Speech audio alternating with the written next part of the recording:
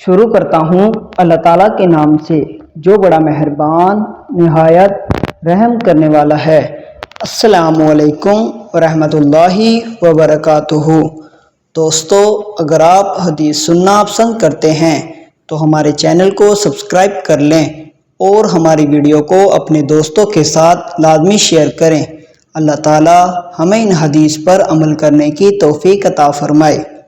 حضرت جابر بن سمرہ رضی اللہ تعالیٰ عنہ کہتے ہیں، ایک شخص بیمار ہوا، پھر اس کی موت کی خبر پھیلی تو اس کا پڑوسی رسول اللہ صلی اللہ علیہ وآلہ وسلم کے پاس آیا اور اس نے آپ سے عرض کیا کہ وہ مر گیا ہے۔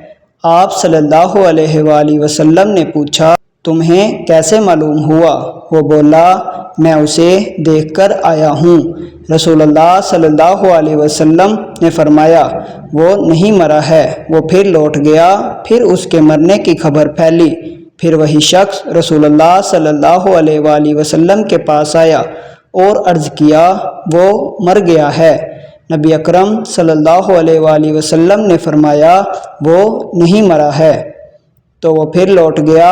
اس کے بعد پھر اس کے مرنے کی خبر مشہور ہوئی تو اس کی بیوی نے کہا، تم رسول اللہ صلی اللہ علیہ وآلہ وسلم کے پاس جاؤ اور اس کے مرنے کی خبر آپ کو دو۔ اس نے کہا، اللہ کی لعنت ہو اس پر۔ پھر وہ شخص مریض کے پاس گیا تو دیکھا کہ اس نے تیر کے پیکان سے اپنا گلا کاٹ ڈالا تھا۔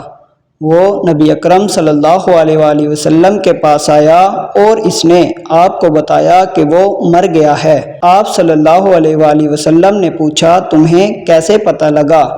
تیر کے پیکان سے اپنا گلا کاٹ لیا ہے۔ آپ صلی اللہ علیہ وآلہ وسلم نے پوچھا، کیا تم نے خود دیکھا ہے؟ اس نے کہا، ہاں۔ آپ صلی اللہ علیہ وآلہ وسلم نے فرمایا، تب تو میں اس کی نماز جنازہ نہیں پڑھوں گا۔